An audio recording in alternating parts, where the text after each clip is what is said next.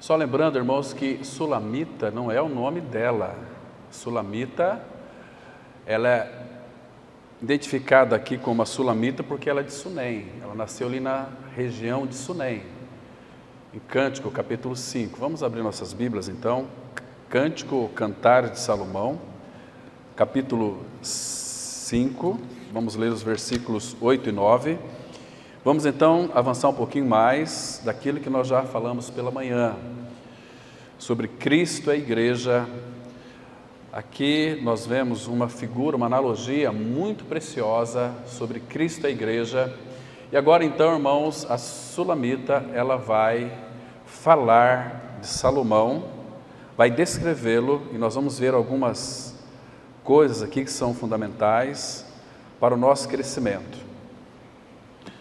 Vamos ler inicialmente o versículo 8 e 9, que nós já lemos pela manhã, que diz assim: Cântico, ou Cantar de Salomão, capítulo 5, versículo 8 e 9. Aqui primeiro, irmãos, é a voz dela, a voz da noiva, uma figura da igreja. Ela diz assim: Conjuro-vos, ó filhos de Jerusalém, se encontrares o meu amado, que lhe direis? Que desfaleço de amor.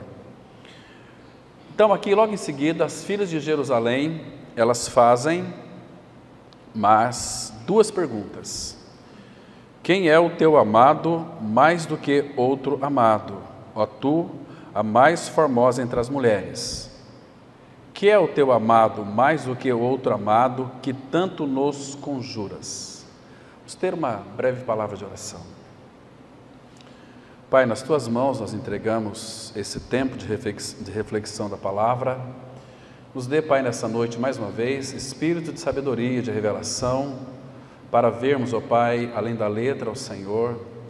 Pai, a nossa grande expectativa é ouvir a Tua voz, por isso abre o nosso entendimento e o nosso coração, se revela a nós que precisamos, ó Pai, sermos edificados e que verdadeiramente possamos nós identificarmos como a Sulamita em descrever o Senhor.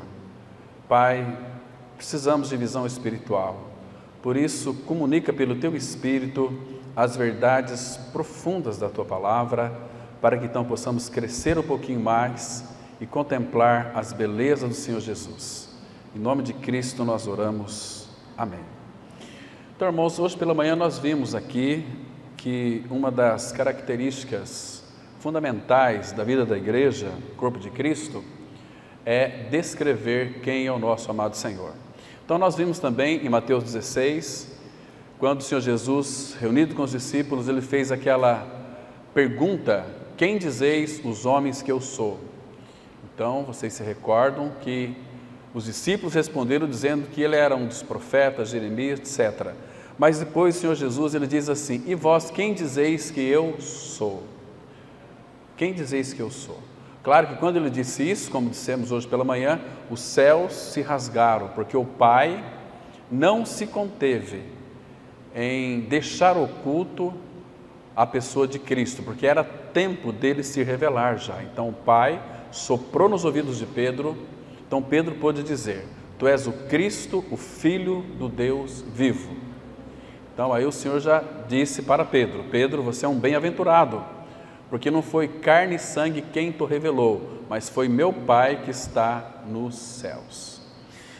Então, queridos, eu sei que diante disso há muitas opiniões sobre a pessoa de Jesus Cristo, né? Muitas divergências. Como nós sabemos disso? Porque existem muitas religiões, né? Então, por uma questão de interpretação, cada um muitas vezes interpreta da maneira que quer. Então cria-se muitas doutrinas, cria-se muitas religiões, mas só tem um evangelho, que é a pessoa de Cristo e a obra que ele realizou lá no Calvário. Aqui, meus irmãos, a noiva, claro que por ela estar acomodada na época do inverno, ela ficou ali na recâmara de Salomão, e quando ele veio e bateu na porta, então ela não abriu, e quando ela foi para abrir, ele já tinha ido.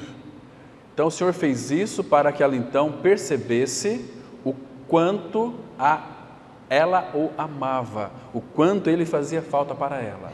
Irmãos, trazendo para a nossa realidade, nos dias atuais, Vocês percebem que o Senhor tem de fato mostrado o quanto Ele tem nos amado, e Ele deseja que este amor que já foi derramado em nosso coração pelo Seu Espírito, Romanos 5,5, que mostra claramente que o amor de Deus, Ele é derramado em nosso coração pelo Seu Espírito, que este amor que é dEle, nós possamos corresponder ao Senhor, porque, irmão, não vai voltar o nosso amado Senhor enquanto nós verdadeiramente não desejar que Ele volte. Aqui mesmo, no último versículo do capítulo 8 de Cântico, ela diz assim, a noiva, vem depressa, amado meu. Apocalipse 22 diz assim, o Espírito e a noiva dizem, vem. Presta atenção, que é o Espírito, Ele quer, Ele deseja, Ele está preparando a sua noiva, mostrando as belezas de Cristo, mostrando as realidades de Cristo, quem Ele é para a sua igreja. Ele é um Senhor amoroso, Ele é manso e humilde de coração, e Ele nos ama de uma forma, irmãos, que não dá para nós compreendermos. Este amor que é tão grande, que é tão profundo, que nós não compreendemos, que Ele foi galgando, Lucas 9,51, que Ele manifestou uma expressão, uma intrépida resolução de ir para Jerusalém, morrer para a igreja, para que Ele pudesse ter então a igreja. Alguns domingos atrás, nós vimos aqui, com a ajuda do Senhor, que Ele cumpriu toda a lei por nós, para que a lei não sufocasse a sua igreja. Nós vimos que Ele justificou a igreja, Ele purificou a igreja, Ele removeu o pecado como o Cordeiro de Deus que tira o pecado do mundo da igreja. Ele removeu o pecado, então Ele nos fez não meros evangélicos, Ele nos fez santos e amados. Porque sem santificação, Hebreus 12,14, a palavra fala que ninguém verá o Senhor. Então cabe aqui uma pergunta que nós devemos responder diante do Senhor: você é um crente ou você é um santo? É uma pergunta muito séria. Nós temos de fato vivido uma vida de santidade que o expresse toda a realidade, toda a natureza divina que Ele é em realidade espiritual. O nosso falar tem sido um falar santo, o nosso caminhar tem sido um caminhar santo, os nossos relacionamentos, nós temos expressado Cristo em realidade, ou temos nos ocultado, ou nós não fazemos a diferença, nós tomamos a forma do mundo, Eu sei que não é pecado você ter colegas que sejam ímpios, mas é fundamental, irmãos, que nós no meio deles façamos a diferença. E a tua presença no meio deles, não porque você seja alguma coisa, mas porque a Trindade, o Deus Pai, Filho e Espírito habita dentro de nós. A palavra fala em 1 Coríntios 3,16 que nós somos santuários de Deus, que o Espírito de Deus habita em nós. E em 1 Coríntios 6,19 fala que nós somos habitados pelo Espírito Santo.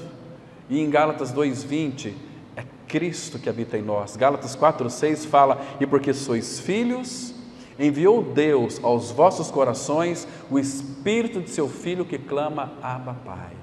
Percebe que este clamor do Filho pelo Pai é que nos inclina, nos ajuda a orar, porque o Espírito, Ele intercede por nós, sobremaneira com gemidos inexprimíveis, porque nós não sabemos orar como convém. Entende, irmãos? Isso é tão maravilhoso. A igreja, ela é maravilhosa. Primeiro de tudo, que a igreja tem que trazer em sua vida, em sua realidade espiritual, tudo aquilo que é Cristo.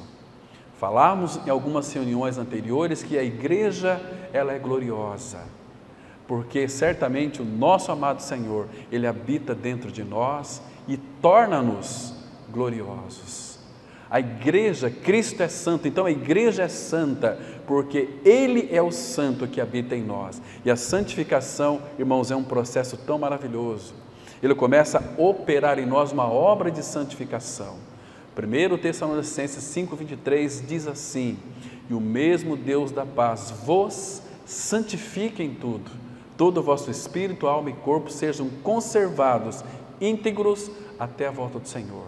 Fiel é o que vos chama, o qual também o fará. Então, Ele irá processar em nós a santificação com a nossa resposta a Ele. Quando ele diz, por exemplo, em 1 Pedro 1, versículo 15 e 16, sede santo porque eu sou santo. Sede santos, eu tenho dito para vocês, em todas as coisas, na palavra que o Senhor pede de nós, primeiro Ele nos habilita, nos capacita.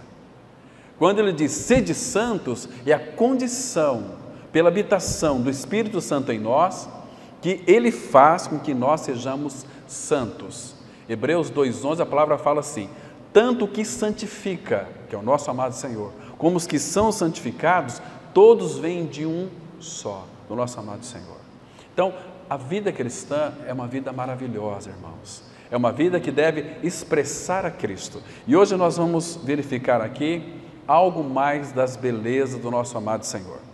Porque, irmãos, se alguém perguntar para você, fale-me do seu Cristo, o que você falaria para aquela pessoa? Será que você falaria assim, Jesus te ama e eu também? Quer se equiparar ao amor de Cristo? Não, irmãos. Jesus é o nosso Salvador, Jesus é o nosso Senhor, mas será que é só isso que Ele é para nós? Irmãos, Ele é muito mais. Eu falei hoje sobre o irmão do passado, que disse que o céu não será um lugar de monotonia.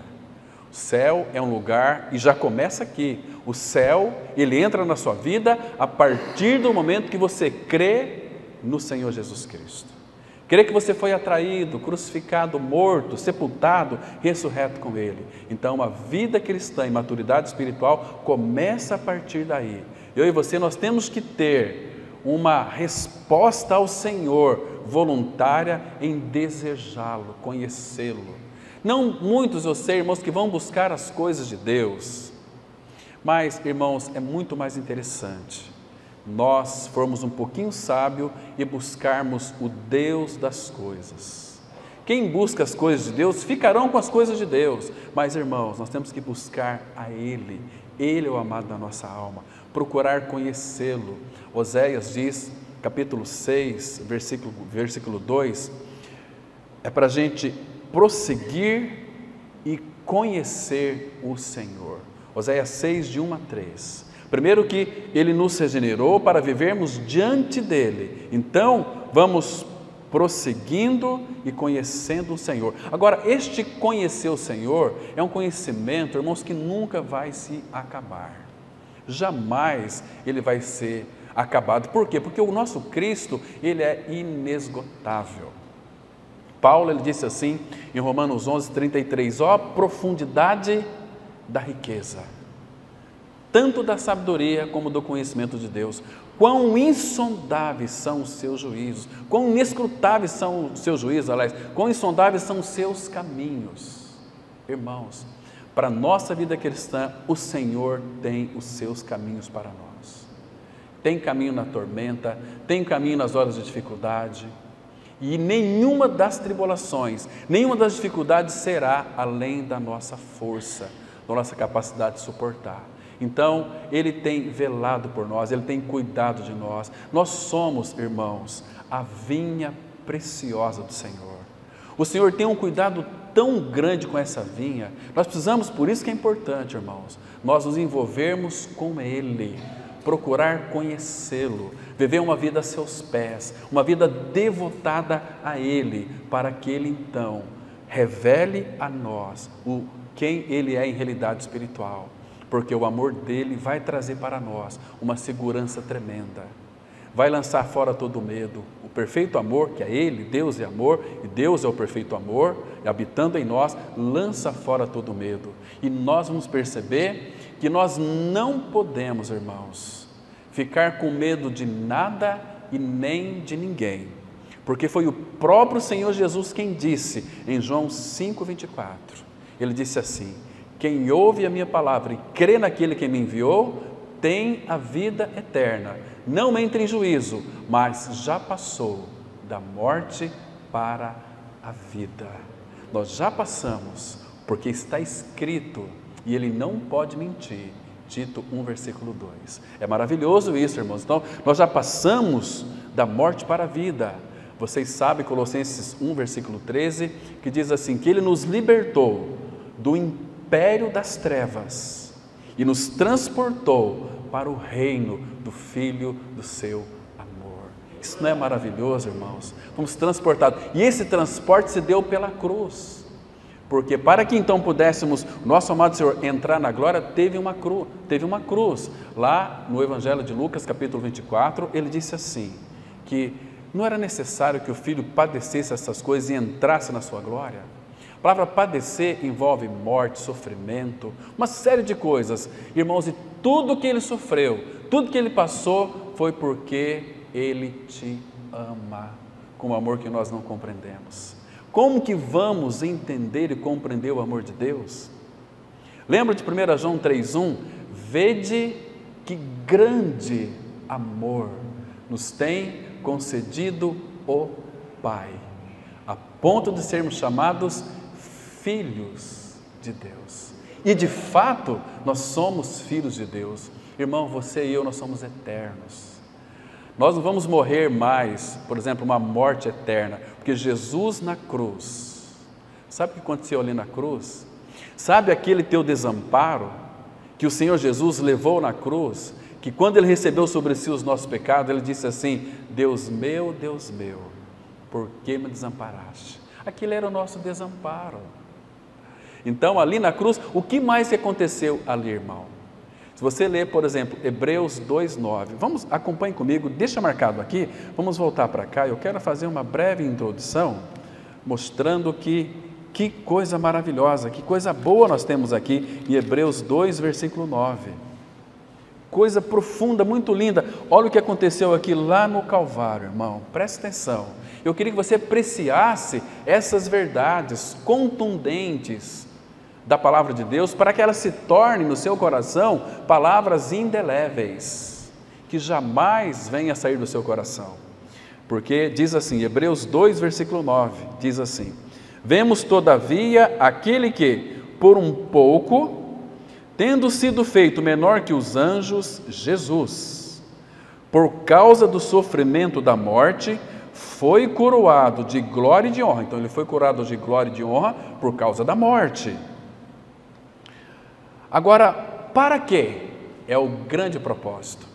Para que, pela graça de Deus, provasse a morte por todo homem.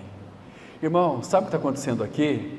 Lá na cruz, Ele provou a sua morte eterna, para que você nunca venha experimentar a morte eterna, porque Ele provou. Ele experimentou, ele bebeu o cálice da ira de Deus, esgotou, porque quando nós estávamos ali no corpo dele na cruz, Romanos 8, versículo 3, vai mostrar que aquilo que era impossível à lei, porque estava enferma pela carne do pecado, isso fez Deus, não nós, porque na salvação não tem o nosso desempenho, é obra de Deus, pela graça sois salvos mediante a fé. Isso não vem de vós, é dom de Deus. Então, ali na cruz, ali no Calvário, quando Ele recebeu o nosso pecado, isso fez Deus enviando seu Filho em semelhança de carne pecaminosa, e como efeito condenou Deus na carne do Filho o meu e o seu pecado. Por isso que a gente vai entender Romanos 8, versículo 1. Agora, pois, nenhuma condenação há para os que estão em Cristo Jesus. Não é na religião, irmão, não é na Assembleia Batista, Palavra da Cruz, é em Cristo. Se alguém está em Cristo, é uma nova criatura. As coisas velhas já passaram, eis que tudo se fez novo. Então, João, ele vai descrever assim para nós, para a gente ter uma plena convicção, em primeiro lugar, da salvação, para que então possamos então crescer e conhecer o nosso Senhor, para poder descrevê-lo. Ele disse assim, em 1 João 5,11, essas coisas vos tenho dito, e o testemunho de Deus é este, que Deus deu o seu Filho, para que todo que nele crê tenha vida. E a palavra fala em 1 João 5,12, aquele que tem o Filho tem a vida. Por quê? Porque Ele é a vida.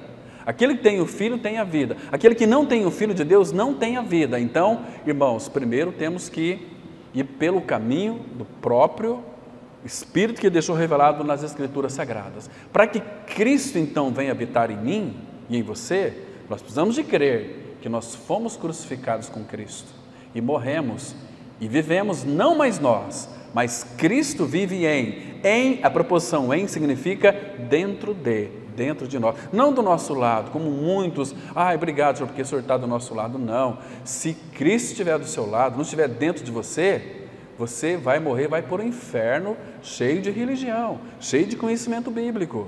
Temos que ter a realidade daquilo que a Bíblia expressa, que é o nosso amado Senhor Jesus Cristo. E aí ele conclui dizendo em 1 João 5,13, estas coisas vos tenho dito para que saibais que tendes a vida eterna, a vós outros que credes em o nome do Filho de Deus. Compreendeu, irmãos? Então, a partir da nossa salvação, agora temos que conhecer o Senhor, porque quando alguém pedir a razão da esperança que há em nós, como vamos então dizer se nós não temos a realidade?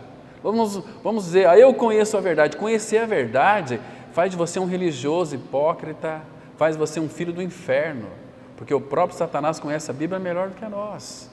Agora, o problema é que nós somos habitados pelo Senhor da glória. O Espírito glorificado de Cristo é o mesmo que habita em nós. Nós estamos nele, ele está em nós, porque nós morremos. E a nossa vida está escondida com Cristo em Deus. Então, queridos, vamos lá para o cântico, para o nosso texto base, para nós traçarmos aqui algumas considerações fundamentais que vai mostrar quão precioso ele é para cada um de nós. Então, cântico. Aqui tem um detalhe, irmãos, que ela é importante, que primeiro que a igreja, ela precisa de ser uma igreja que desfalece de amor por Ele. A igreja tem que amar o seu Senhor. 2 domingos atrás nós fizemos uma pergunta para a igreja e a pergunta foi esta aqui: qual foi a última vez que você disse para o Senhor, presta atenção, qual foi a última vez que você disse para Ele que o amava profundamente, na sua intimidade com o Senhor ali? Nós dissemos que amamos o Senhor, mas não expressamos isso a Ele. Nós dissemos para os irmãos que amamos o Senhor, ou se alguém perguntar para nós, não, eu amo o Senhor. Às vezes isso não é verdade na nossa vida, porque, irmão, quando verdadeiramente nós amamos o Senhor, quando estivermos ali no lugar secreto, em intimidade com Ele, iremos expressar este amor a Ele. Ele ama ouvir a nossa voz. Irmão, se com apenas um dos nossos olhar para Ele, arrebata o coração dele. Olha aqui bem pertinho, aqui no capítulo 4, versículo 9, essa aqui é a voz do noivo. E o noivo diz assim, olha só, dizendo para a noiva: arrebataste-me o coração, minha irmã, noiva minha, arrebataste-me o coração com um só dos teus olhares, com uma só pérola do teu colar. Então aqui arrebataste o coração dele. Ele está dizendo o seguinte: olha, o teu olhar, a igreja, vocês olhando para mim, vocês tornam o meu amor por vocês insuportável. Porque quando nós contemplamos o Senhor, olhar para Ele é uma forma de contemplá-lo. Irmãos, nós precisamos de adquirir o hábito de contemplar o Senhor, contemplar, buscar a sua face.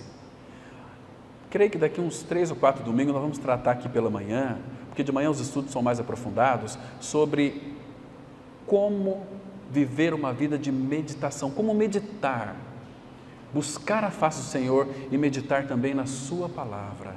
Irmão, se nós aprendermos isso, como está escrito aqui, nós vamos crescer muito no Senhor.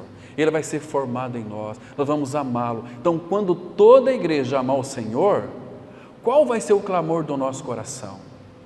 Maranata, ora vem Senhor Jesus. Então muitos não desejam que Ele volte, porque não o ama, tem muito apreço pelo Senhor, e o Senhor sabe disso e nem o condenará por isso também.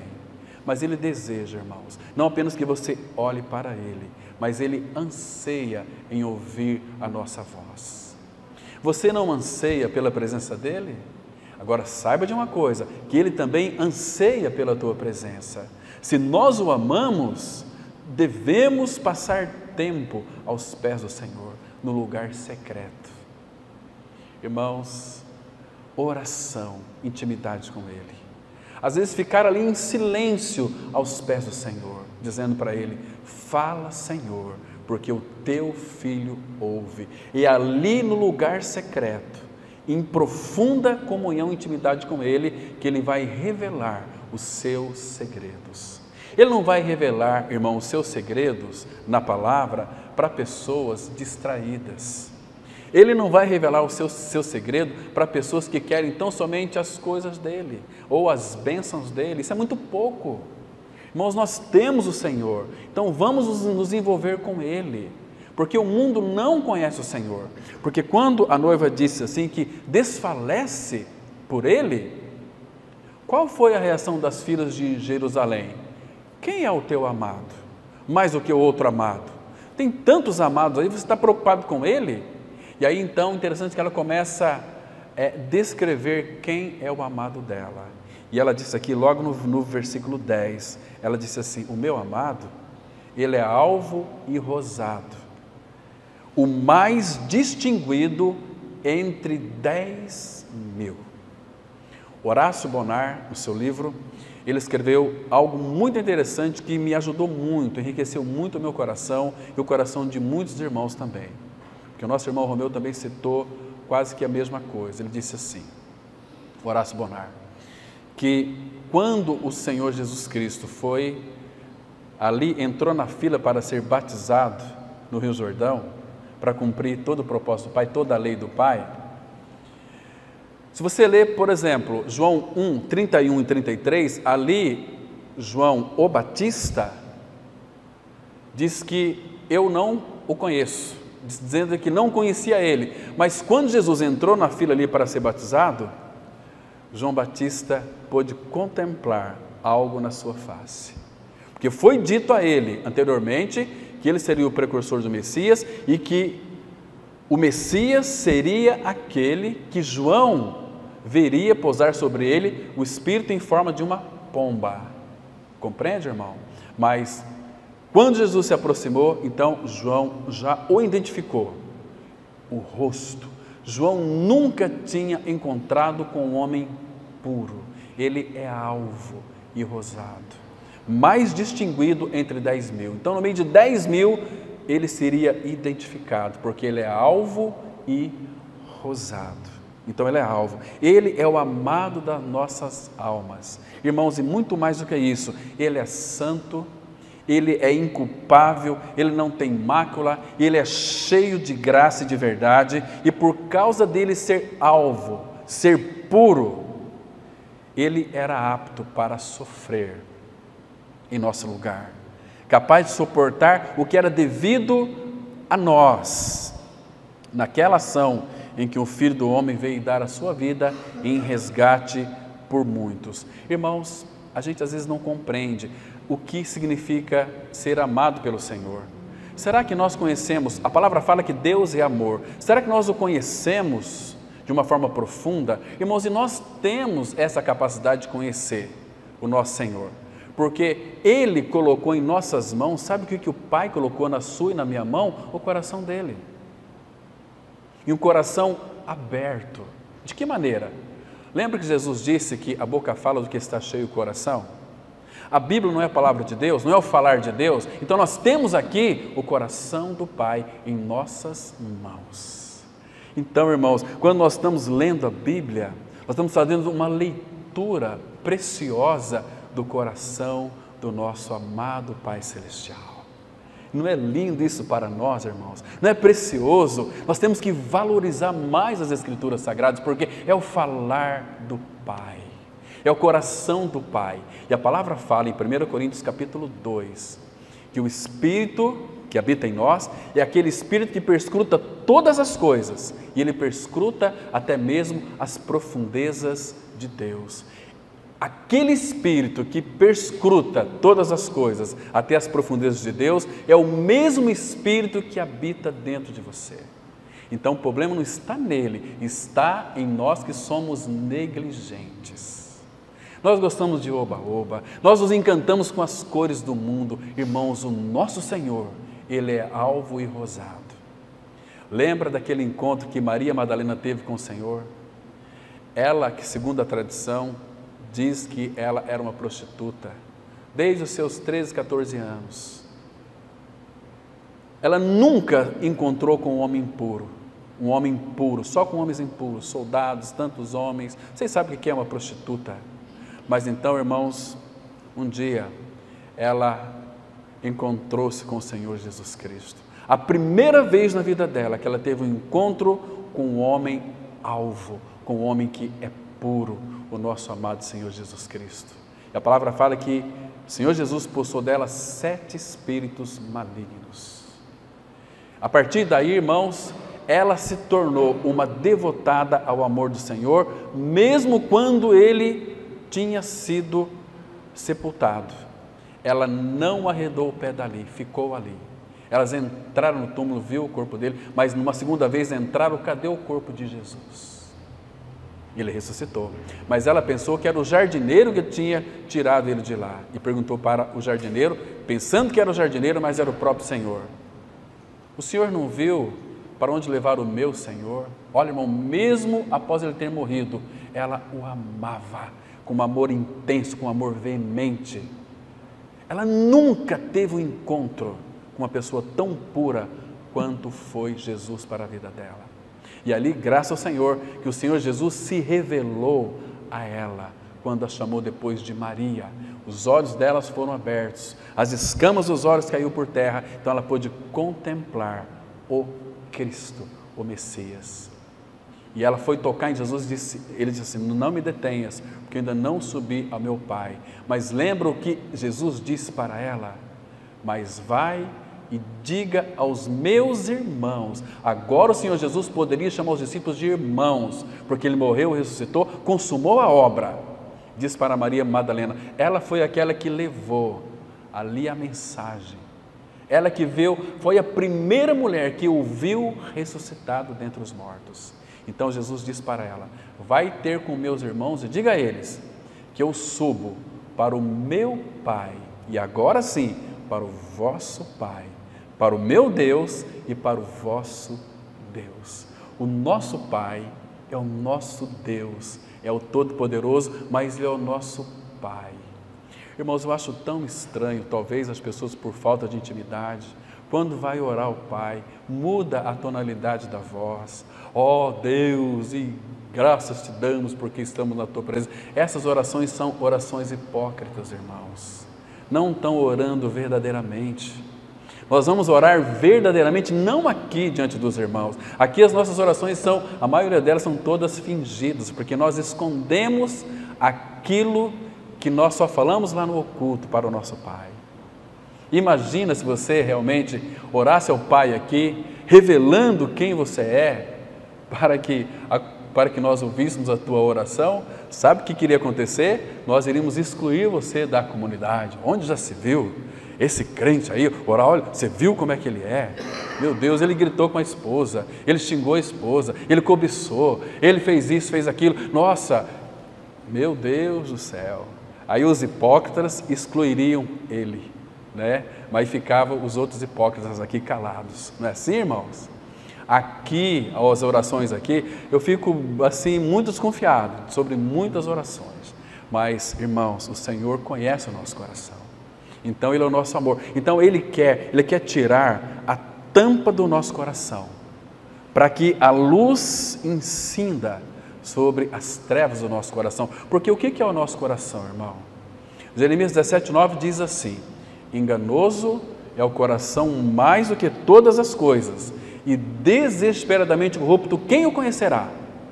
Mas o versículo 10 diz assim, eu, Senhor, conheço o coração, eu, Senhor, esquadrinho o coração e mente. Ele é maravilhoso. Então Ele nos conhece melhor do que a nós mesmos, porque nós não nos conhecemos, irmãos. Nós pensamos que conhecemos, nós pensamos que nós nos dominamos. E quando vem aquela crise de raiva, que você não sabe de onde que vem, você tem vontade de matar. Você não se conhece. Mas por isso que é necessário que a pessoa de Cristo seja formada em nós, para que o Espírito Santo exerça o seu precioso ministério, que um dos frutos do Espírito também é domínio próprio. O domínio próprio não está em nós, irmãos. O domínio próprio é Ele, aquele que nos domina. Então, graças ao Senhor por Ele. Então aqui, irmãos, ela começa a descrever quem é o amado. Ele é alvo e rosado, mais distinguido entre 10.000. Queridos, o detalhe aqui é muito importante, que eu falei aqui, fiz uma pergunta para vocês. Será que nós conhecemos o Deus de amor e o amor de Deus? Como é este amor de Deus? O amor de Deus, irmãos, não faz outra coisa a não ser sofrer. Porque quando não há uma resposta, o amor sofre. Abram comigo, por favor, em 1 Coríntios capítulo 13, vamos ver algo aqui do amor de Deus. Esse aqui não é o amor humano, é o amor ágape, é o amor sacrificial. Então, ele diz assim, a partir do versículo 4, vamos ler com bastante atenção, com bastante cuidado, esse versículo 4 aqui, que diz assim, o amor, algumas versões que são corrigidas está caridade, mas aqui é o amor. O amor é paciente. Irmãos, Deus, Ele é paciente. Uma outra palavra também aqui, que é da raiz original, é longânimo. Você e eu, nós não conseguimos esgotar a paciência do amor de Deus. Por mais rebelde que nós somos, então o amor é paciente. Agora Ele quer formar o caráter do Filho em nós, porque o amor de Deus está em Cristo. Cristo, Ele é formado em nós. Então este amor que é paciente, ele vai se expandir em nós, então nós teremos paciência. Mas não vai pensar assim, porque eu vou orar, Senhor, me dá paciência. Ele vai lhe dar tribulação, porque a tribulação produz paciência. E a paciência, experiência, que é o caráter provado. Passou pela tribulação, você tem experiência, que significa ali no original, caráter provado. Entende, irmão? Por isso que Deus não vai usar os genuínos filhos de Deus, se eles não tiverem caráter provado. Não são aptos para servi-lo. E a questão de serviço, nós vimos hoje aqui, está relacionado à adoração ao Pai, né? Então, o amor é paciente, o amor é benigno. Eu e você, nós não somos bons, irmãos, nós somos ruins, nós somos umas pestes de ruim. Mas este amor, esse amor que é de bondade, benigno, é dele, é Ele. O fruto do Espírito é benignidade.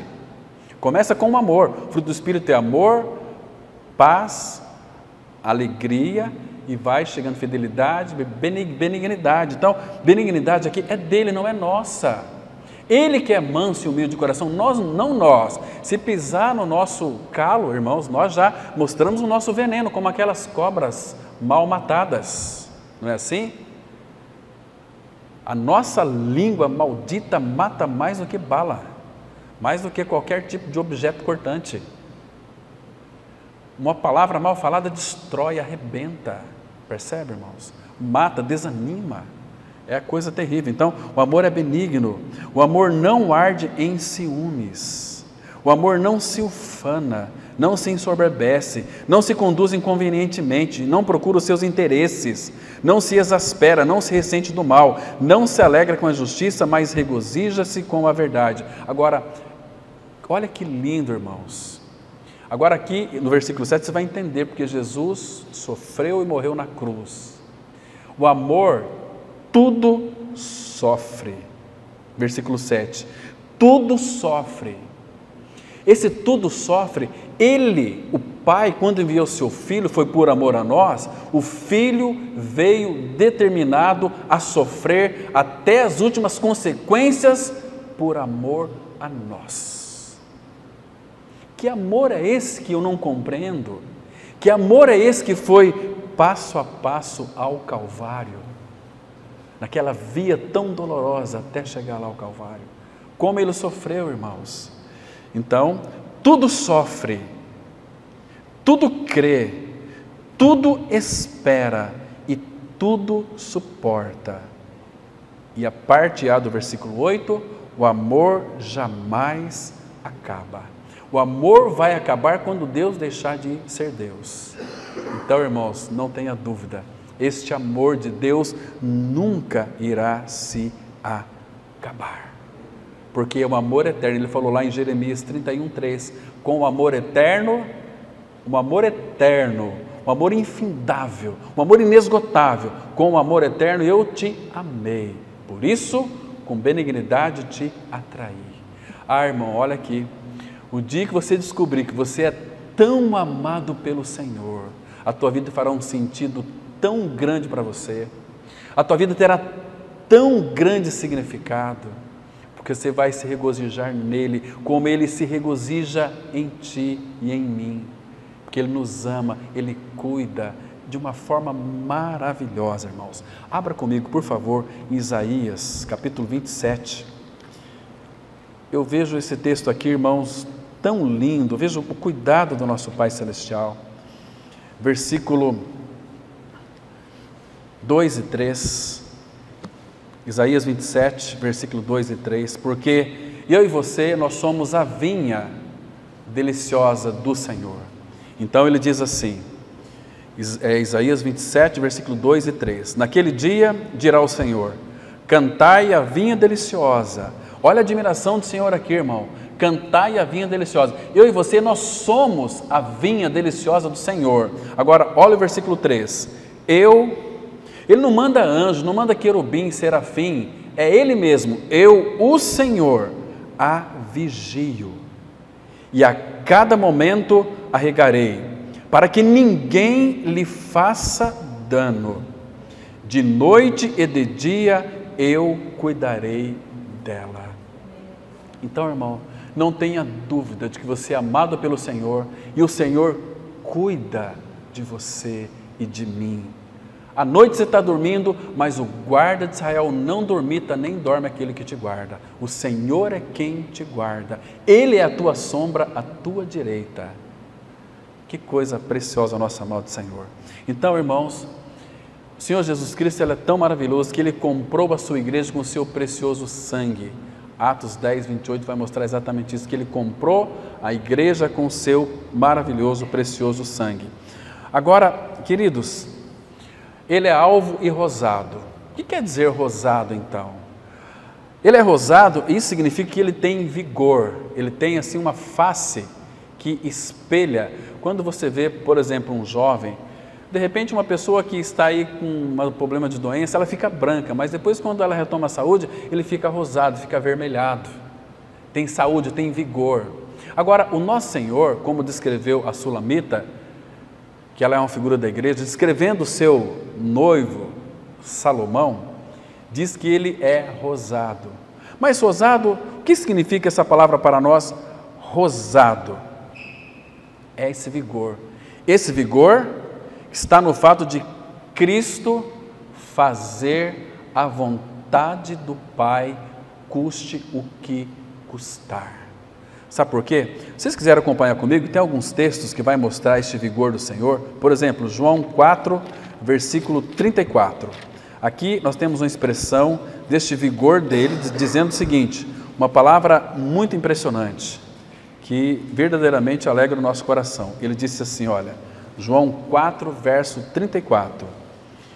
Disse-lhes Jesus, olha aqui o rosado, olha o vigor dele, a minha comida consiste em fazer a vontade daquele que me enviou e realizar a sua obra. Isso fala do vigor dele para com o seu amado Pai Celestial. E aqui, são muitos textos, mas vamos ver mais um, é em João mesmo, capítulo 6, versículo 38. João 6, verso 38, e de novo, ele veio com este vigor, porque ele é alvo e rosado. Diz assim no verso 38, aqui o próprio Senhor dizendo, eu desci do céu, não para fazer a minha própria vontade, e sim a vontade daquele que me enviou. Temos outro texto que é conhecido, que é uma expressão lá do Salmo 40, lá em Hebreus 10, do versículo 5 a 7, No rolo do livro está escrito a meu respeito, ó Deus, para fazer a tua vontade. Remove o primeiro, para que seja estabelecido então o segundo. Então, queridos, vamos ver mais outro ponto lá em Cântico, mais uma descrição da noiva. Vamos ver o próximo versículo, o versículo 11, Cântico de Salomão, capítulo 5, versículo 11. Vamos ver mais uma nota aqui, muito interessante. Aqui, ele diz assim, Cântico 5, versículo 11. Primeiro, nós vimos hoje pela manhã, paramos nesse versículo aqui, que o meu amado é alvo e rosado e mais distinguido entre 10.000. Agora no 11 ela diz assim, a sua cabeça é como o ouro mais apurado, os seus cabelos cachos de palmeira. Aqui, irmãos, tem um detalhe importante. A sua cabeça é como o ouro mais apurado. Ouro, segundo a tipologia bíblica, representa o que, irmão? O que ouro, qual que é o significado da tipologia de ouro na palavra de Deus? São pelo menos 3 coisas essenciais, fundamentais no aspecto positivo. Ouro, em primeiro lugar, fala da natureza, vida e glória de Deus. Ouro. Se você, por exemplo, ir para o Antigo Testamento, quando o tabernáculo foi formado, a Arca da Aliança, que é uma figura de Cristo, ali tem madeira, que fala da sua humanidade, mas aquela madeira foi revestida por dentro e por fora de ouro. Então, Jesus Cristo, que é uma figura ali, aquela arca é uma figura de Cristo, tinha madeira e tinha ouro. Quando o Verbo se fez carne, ele era um com o Pai, ele era Deus de Deus, mas ele se fez carne, ganhou uma natureza humana. E conosco não é diferente, porque ele era Deus, exaltado entre os querubins, Deus de Deus, assentado no alto e sublime trono, santo, 3 vezes santo, Pai, Filho e Espírito. Mas quando ele se fez carne, ele ganhou a natureza humana. Então havia na pessoa de Jesus 2 naturezas, a divina e a humana. E essas 2 naturezas nunca se contradizeram. Eles viveram, essas 2 naturezas eram harmônicas, não tinha guerra no interior do Filho. Havia uma harmonia. Agora nós, quem éramos nós, irmãos? Odiosos e odiávamos uns aos outros, pecadores por natureza. Então, quando ele se fez carne, ele trouxe Deus para nós. Então, ele removeu a nossa natureza pecaminosa, não a nossa natureza humana, terrena, não a sua personalidade, a tua alma. Ele quer tratar com a sua alma, mas ele não vai tirar a tua personalidade. Você é você e será você, ou no inferno, no céu, vai ser você mesmo. Entende? Com a sua alma, a alma vivente. Então a alma, ele vai trabalhar na nossa alma. Então nós ganhamos, nós já tínhamos uma natureza humana. Quando cremos que fomos incluídos no corpo de Cristo, participamos da sua morte e ressurreição, nós ganhamos a natureza divina. Percebe? Então ele era divino, Deus, e ganhou a natureza humana. Nós éramos humanos e ganhamos a natureza divina. Percebe, irmãos? Mas não vai pensar que você vai ser Deus, você nunca vai ser Deus. Mesmo lá nós seremos criaturas, estaremos a serviço do Rei. Serviço no sentido aqui é adoração, adorar ao Senhor. Conforme nós já lemos hoje pela manhã, Apocalipse 22, de 3 até o versículo 7, muito interessante ali, que nós iríamos servir Ele lá na glória e também contemplar a face dEle.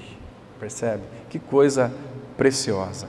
Então aqui, ouro, a cabeça dele aqui, ouro, a sua cabeça é como o ouro mais apurado. Então ele tem a natureza, a vida e a glória de Deus. Então o ouro fala também de esplendor, como também de durabilidade. Algo que o sentido aqui é eterno. Estão me compreendendo? E a esse respeito aqui que a noiva fala com referência à cabeça de Cristo. Sua cabeça também, irmãos, aqui a ideia da cabeça fala de governo, fala de autoridade e fala de reino. Por isso aqui que no Salmo 21, versículo 3, temos uma expressão muito interessante sobre a cabeça. Salmos 21, versículo 3. 21 dos Salmos, verso 3, que diz assim, que fala, a cabeça também fala do governo de Cristo, fala da autoridade de Cristo e fala do reino. Diz assim o verso 3: pois os supres das bênçãos de bondade, põe-lhes na cabeça uma coroa de ouro puro. Isso aqui é um salmo messiânico, fala a respeito da pessoa de Cristo, da sua glória, do seu governo, da sua autoridade e também do seu reino. Vamos ver se a gente fala sobre mais um ponto aqui, irmãos, em Cântico de Salomão. Vamos ver aqui se a gente dá tempo para falar de mais um, o versículo 12. Cântico capítulo 5, versículo 12. Aqui, de novo, ela fala algo muito importante, descrevendo Cristo, descrevendo o seu noivo, que aqui é uma figura de Cristo, que para nós é o nosso amado Senhor. Então, ela diz assim, ela já falou que ele é alvo e rosado, que a sua cabeça é como ouro. Agora ela diz assim, os seus olhos são como os das pombas, junto à corrente das águas, lavados em leite, postos em engaste. Irmãos, eu queria ter tempo para descrever para os irmãos aqui, dentro dessa perspectiva, as belezas e riquezas de Cristo. Como Paulo escreveu lá em Efésios 3:8, a mim, o menor de todos os santos, me foi dado esta graça de pregar entre os gentios o evangelho das insondáveis riquezas de Cristo. Então aqui ela diz assim, os seus olhos são como os das pombas. Queridos, a razão dessa ilusão aqui, ela é muito óbvia. Por que eu falei que ela é óbvia? Porque as pombas são animais, aves dóceis. Você nunca vai ver uma pomba indo em cima de um pardal, de uma rolinha, de um gavião, tentando brigar. Não! Pombas são as aves muito dóceis, não são pastos predadores em relação a todas as outras aves. Ela expressa uma doçura, então tem olhos mais brilhantes, claros e penetrantes. Você se lembra, irmãos, de Apocalipse capítulo 11, versículo 14? Dá um pulinho até lá, por favor, nós vamos ler aqui bem rapidamente. Aqui Apocalipse capítulo 1, versículo 14, vai mostrar que Cristo na glória, os olhos dele, irmão, é como que expressa chama de fogo. Versículo 14, que diz assim, Apocalipse 1, verso 14, a sua cabeça e cabelos eram brancos como a alva lã, como neve, os seus olhos como chama de fogo. Agora aqui está um detalhe importante, irmãos. Os olhos do Senhor Jesus Cristo, como foi descrito ali pela Sulamita, não é um olhar condenativo. Você se lembra quando então Pedro negou o Senhor Jesus 3 vezes? Ele entrou ali no pátio, Jesus estava lá em cima, sendo julgado, sendo cuspido, sendo maltratado, e Pedro estava ali embaixo. Quando o Senhor Jesus Cristo disse para Pedro o seguinte, olha, respondendo a Pedro, porque Pedro falou o seguinte, não, eu vou contigo até a morte. Pedro, darás tu a vida por mim? Sim. Não sei esses discípulos, mas eu vou com você até a morte. Então Jesus virou para Pedro e disse o seguinte, Pedro, ninguém pode seguir-me na carne. Nessa mesma noite, antes que o galo cante, você vai me negar 3 vezes. Talvez Pedro saiu chateado pensando, como o Senhor Jesus está enganado a meu respeito. Ele pode estar certo desses discípulos aí deles, mas de mim não, eu vou com ele até a morte.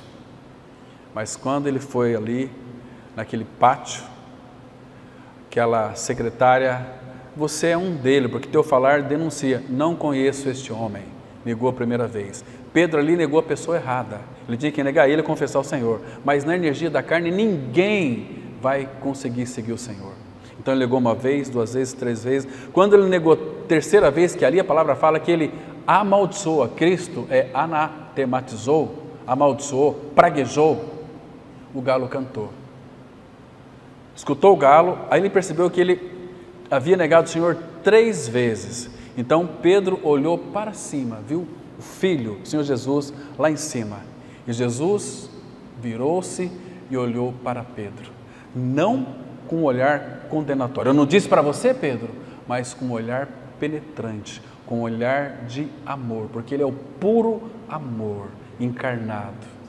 E Ele nunca vai nos condenar, irmãos. Ele nunca vai enfiar o dedo na sua cara.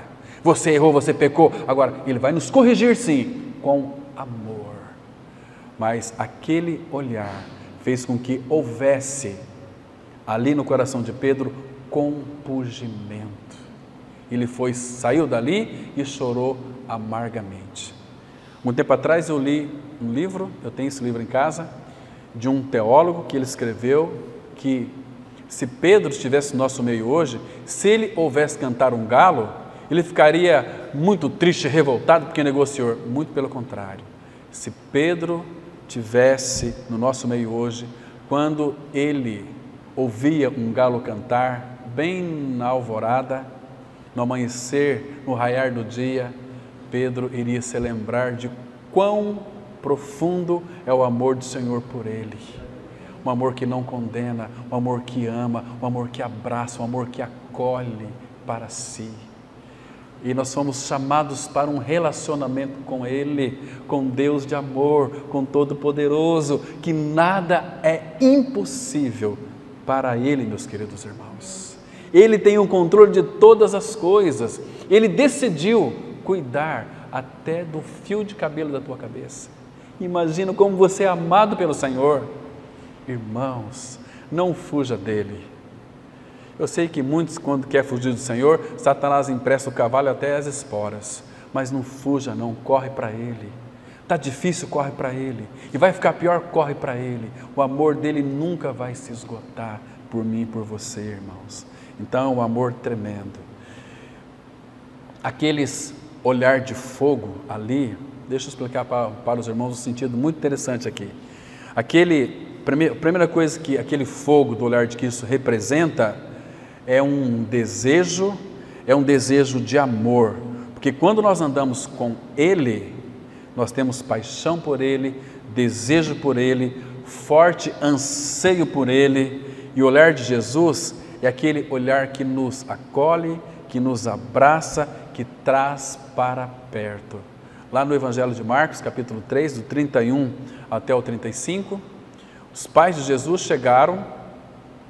Ele estava reunido com o pessoal ali, expondo sobre ele mesmo, que ele é o reino. E interessante que falaram para Jesus: teu pai, tua mãe, teus irmãos estão lá fora e te chama. O que Jesus fez? Olhou em volta e pronunciou uma palavra. Disse assim: eis aqui meus irmãos, minha mãe, meus pais.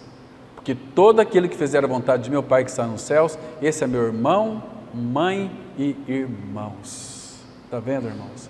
Quão precioso é o nosso Senhor. Agora, na alusão também feita aos olhos aqui, vale a pena que é uma pena que não vou ter tempo para a gente ver detalhes, mas tem 4 coisas que falam fundamentalmente a respeito dos olhos que são atribuídos aos olhos do nosso amado Senhor. Olhos da pomba. Primeiro, os olhos dele, nós não vamos ter tempo para... Aqui o horário já está quase estourando. Fala da doçura de Cristo. Em segundo lugar, fala da pureza. Em terceiro, fala de discernimento. Em quarto, fala de glória. Agora, a doçura aqui e a compaixão de Cristo para com a igreja é o que Ele tem em vista aqui, irmãos. Em vista que não é um olhar condenatório, é um olhar amoroso, é um olhar acolhedor. Assim que o nosso Senhor vai agir. Então, Ele olha para a igreja com olhos de pomba, sem rancor, com uma doce e cuidadosa compaixão, sem ira e sem desejo de vingança também, que é o sentido exato aqui. A palavra de Deus, ela mostra aqui em 1 Pedro, capítulo 3, versículo 12, olha que coisa fantástica, irmãos, que coisa maravilhosa. Diz assim, 1 Pedro 3, verso 12, isso aqui já foi citado lá nos Salmos, né? No Salmo 34, de 12 a 16, mas aqui Pedro, ele reitera essa palavra, ele diz aqui no versículo 12, porque os olhos do Senhor repousam sobre os justos. Que olhar que é esse, irmão? É o mesmo os olhos das pombas. Um olhar simples, um olhar amoroso, um olhar acolhedor, porque os olhos do Senhor repousam sobre os justos, e os seus ouvidos estão abertos às suas súplicas, mas o rosto do Senhor está contra aqueles que praticam males. Então, os olhos dele estão sobre toda a terra, e ele é tão grande, irmãos, ele é tão grande, mas ele é tão grande que o próprio céu dos céus não consegue contê-lo. Então, ele dos céus, ele tem que se inclinar para ver o que passa nos céus e também na terra. Irmãos, quão grande é o nosso Senhor. Abra comigo, por favor, no Salmo 113. Salmos 113. Vamos ler apenas 2 versículos aqui que são fundamentais. Salmo 113, vamos ler os versículos de 5 a 9, que diz assim. Presta atenção e guarde, irmãos, esses versículos e ore a respeito deles. Peça ao Senhor para que traga mais luz para o coração de vocês, para que vocês possam crescer mais no Senhor. Diz assim a palavra, o 5, Salmo 113, 5. Quem há semelhante ao Senhor nosso Deus, cujo trono está nas alturas? Agora, esse Deus cujo trono está nas alturas, olha o verso 6, que se inclina, irmãos, imagina o nosso amado Senhor se inclinando para ver o que se passa no céu e sobre a terra. Nem mesmo o céu consegue contê-lo. Quão grande é o nosso Senhor, irmãos. Por que às vezes nós temos tanto medo? Este Deus, irmão, habita dentro de nós. Cristo é a nossa vida, é o Todo-Poderoso. Nós temos a vida e vida de ressurreição. Conforme ele disse lá para Marta e Maria, João 11, 25, eu sou a ressurreição e a vida, quem crê em mim, ainda que morra, viverá, e todo que vive e crê em mim, não morrerá eternamente. Crês isto? Que lindo, irmãos. Então, ele se inclina para ver o que se passa no céu e sobre a terra. E o versículo 7, irmãos, aqui entra a minha e a sua história da salvação. Ele ergue do pó o desvalido, e do monturo o necessitado, para o assentar ao lado dos príncipes, sim, com os príncipes do seu povo. Isso é verdade, irmão. Sabe por quê? Algum tempo atrás, eu não gosto de falar muito a meu respeito, mas é uma experiência que eu tive. Então, eu e minha esposa fomos convidados para ter um jantar com o governador lá em Campo Grande. Puxa vida, né? Ia ter muita pampa, etc. E isso foi num sábado, à noite. Depois íamos para mostrar uma casa lá que havia construído um amigo dele. Então, o que eu fiz? Deixei tudo para lá, para reunir com os meus irmãos jovens aqui, porque aqui nós estaríamos diante do Rei dos Seis, Senhor dos Senhores. Eu não poderia trocar, irmãos, um banquete do governador para estar aqui junto com os jovens. Jamais faço isso. Jamais nós poderíamos fazer isso, irmãos, porque o nosso Senhor é maravilhoso, é um dos nomes dele, maravilhoso conselheiro, Deus forte, Pai da eternidade, príncipe da paz. Ele habita em nós, irmãos. Que maravilha isso. Então, os encantos deste mundo não devem fazer mais sentido para uma nova criatura, porque nós somos crucificados para o mundo e o mundo foi crucificado para nós. Cristo é a nossa vida, irmãos. Porque os olhos do Senhor estão sobre a terra. Por que os olhos do Senhor estão sobre a terra? Sabe por quê? É porque seus olhos estão docilmente cuidando de nós. Deixa eu citar para vocês o último texto, em Deuteronômio, capítulo 11,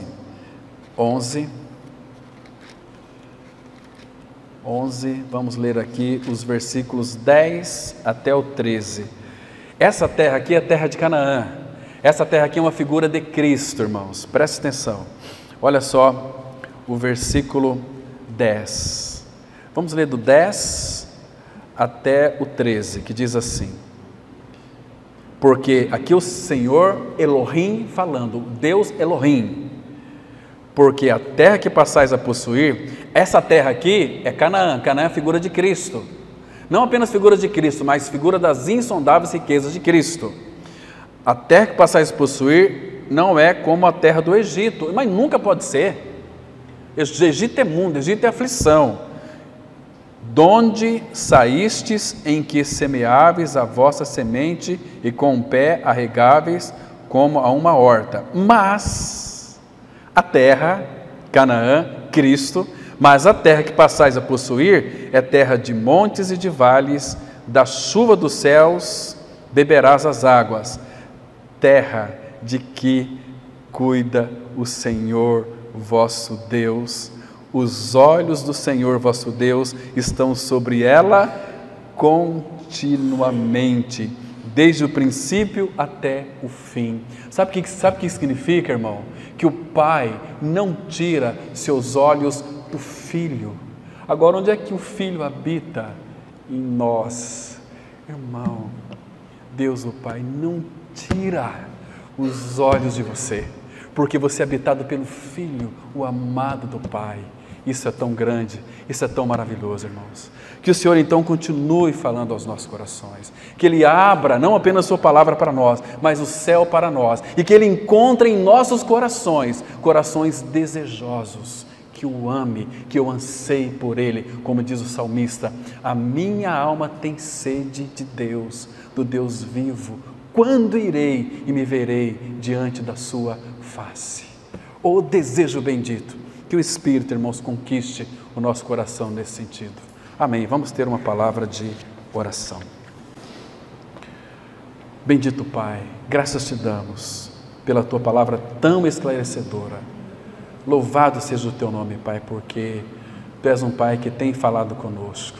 O Senhor tem se revelado a nós. Continue falando conosco, Pai. Nós queremos cada dia mais ser tocado pelo Senhor, tocado pela palavra, ser edificado pela Tua palavra. Oh, meu Pai, muito obrigado por esse tempo, e frutifica a Tua palavra, e em Cristo Jesus nós oramos. Amém.